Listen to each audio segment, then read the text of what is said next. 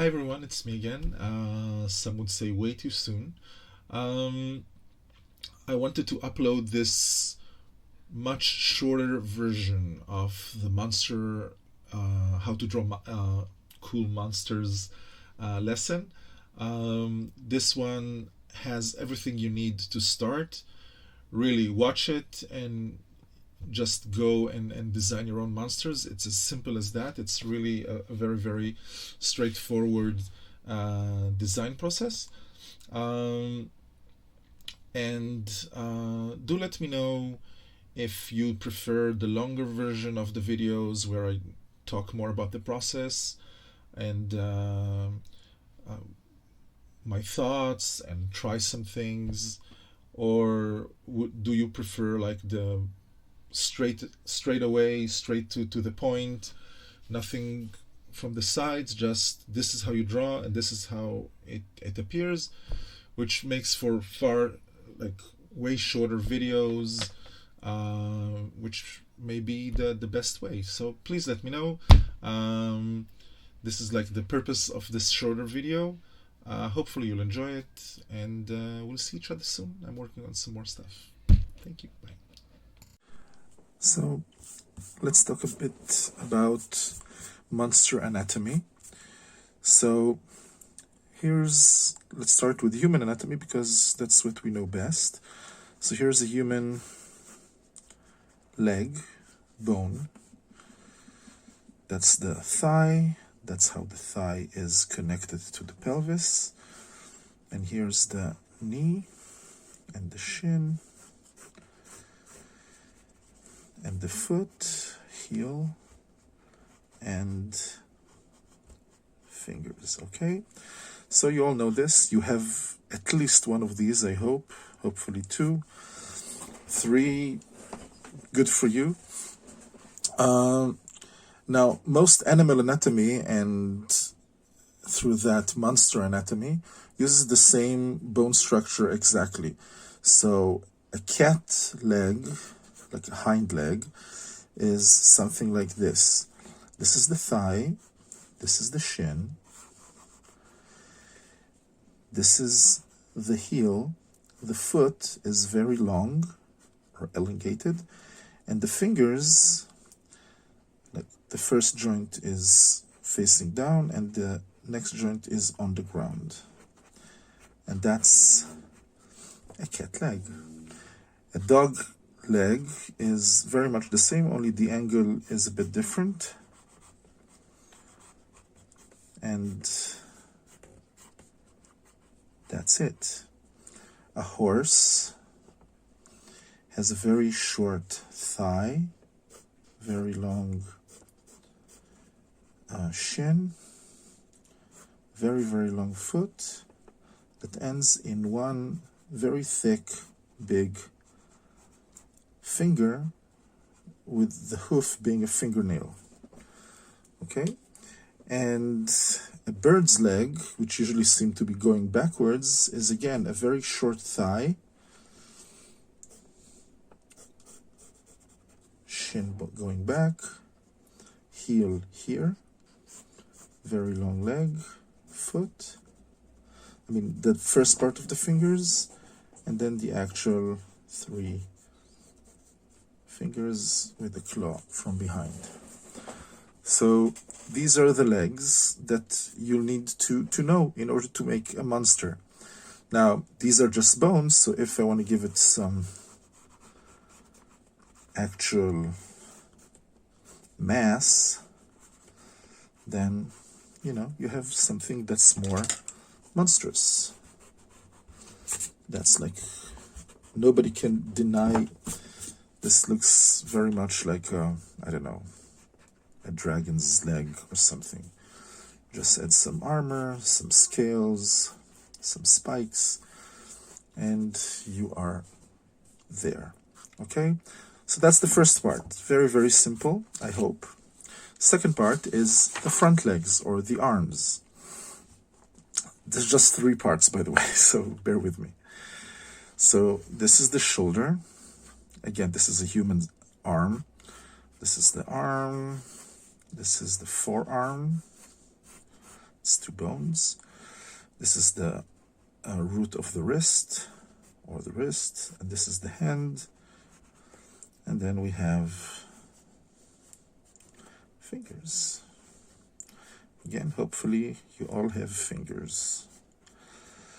If you have tentacles, please contact me, or go see a doctor, even better.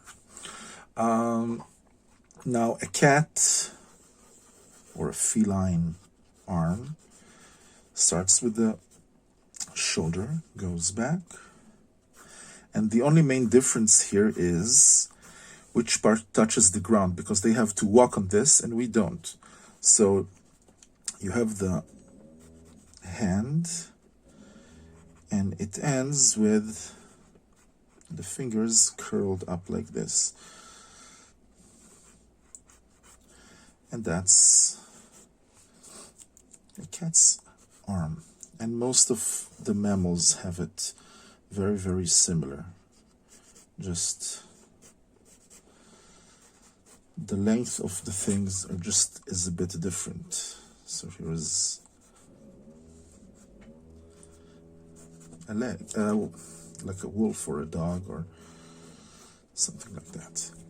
Now, wings are again like arms. A regular wing, like a bird's wing, starts with the shoulder. This is from a front view. And elbow, forearm, and a very, very long finger. And the feathers are all hung on that. Now, exactly how to draw feathers and all that, maybe some other time, but this is pretty much it. Much more easier to understand is a bat wing. So we have our shoulder, arm, forearm, usually a very prominent claw of a thumb, and then we're going to have the fingers divided into 3 segments and connected by a membrane and to the body. So that's, obviously they have some sort of volume, and that's a bat wing. Okay, so knowing all this, let's talk about the monster's body. So the fastest, bestest, if that's a word, way I know of how to invent monsters, and this is just like free thought prevailing. I usually draw a circle for the head, a circle for the torso, and a circle for the pelvis. I try to make them in different sizes and usually in different distances, but I'll give 2 examples. So what you do from here is you connect them, but in a way that you connect the furthest points that have sort of a line between them. So I can connect here. Okay, so this and this, and I make the line as fluid as I can. Okay, because usually living beings have fluid forms. And here's a monstrous body.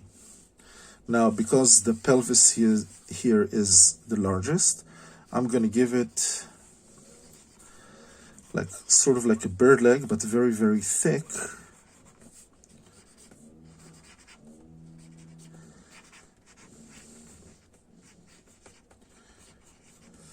And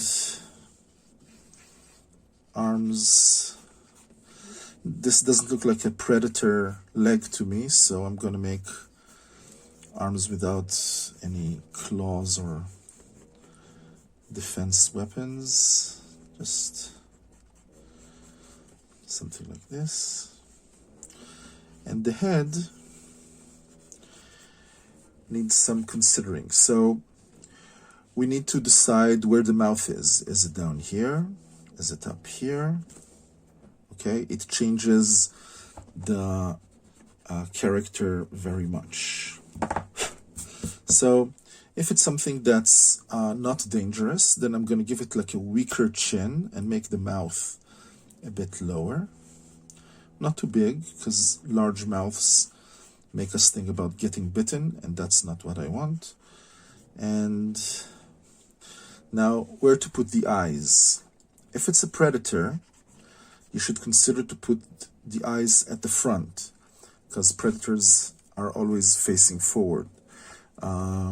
That's how nature has built them, because they have to focus on what's in front of them. Herbivores and animals who are hunted usually have the eyes on the sides of the head to give them a more complete view of the surroundings, so it'll be harder to surprise them. So because this one is like a herbivorous or not very dangerous creature, I'm going to draw the eyes here. And again, if I wanted to look maybe stupider, I'll draw the eye here to give him like less of a brain space. And down here actually makes him look more bestial, so, you know, give it a try. And I can draw some horns. You'll always see horns only on, never on predators, just on like herbivores and stuff like that. And because I need to balance this entire part of the body, then the tail needs to be very thick. I'm going to draw it going a bit here. The other leg, just so it gives balance, like a counterweight to all the front of the creature. Okay, so here's our first thing. Now let's do this. Okay, so different sizes and different lengths, and I've done something similar in the longer lesson, but I'm gonna do some changes for this one. So this one has a large torso and a tiny head and like medium-sized legs. So I'm gonna draw like sort of like a cat. I'm gonna base it on a cat leg. And the arms are gonna be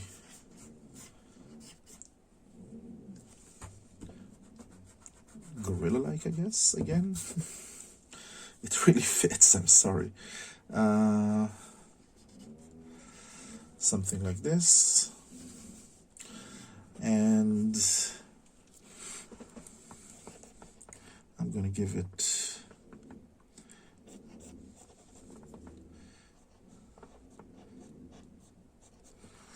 sharp shape for the eye and a bigger mouth. And let's draw his mouth open.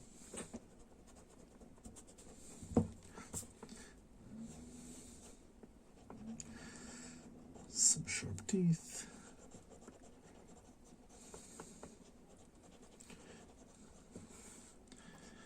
And sort of like a brutish creature.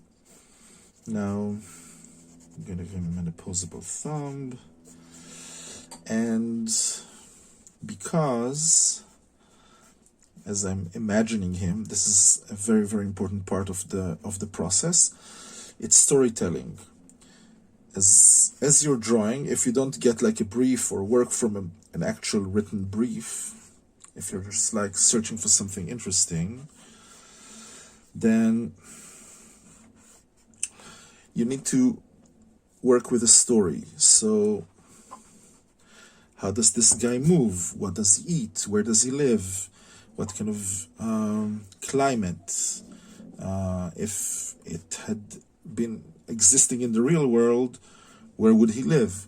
What would he eat? Does he have predators, enemies? I don't know, creatures that worship him. So only in fantasy creatures you'll find horns on predators. Just remember that. And here we are, just some more sharpies, I mean sharp angles to make him look a bit more interesting. And not interesting, well, interesting hopefully, but more dangerous. And here we go, like two very, very different monsters, very different characters, but because of the proportions and the decisions I made about placing eye placement and mouth size and the shapes, both of them have completely different feel to them. So if you want to learn more completely on the process and watch some more variations, then check out the longer video. This one is like a TLDR version of it. I'm just trying to find my groove here and see to what kind of videos people find easier to follow and react more favorably to. So do let me know what you prefer. Do you prefer me talking on and on about the process as I'm drawing it? Or perhaps something short and hopefully sweet? Let me know, and I'll do my best to have it so, because my goal is to reach as many people as I can and have them, I don't know, join us and learn things and become better and maybe make games down the line, because we'll get there. And yeah.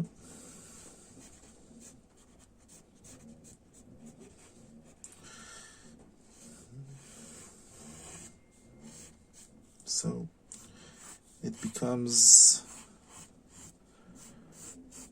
way easier as soon as you know what you're doing. Hope you enjoyed it. See you soon. Bye for now.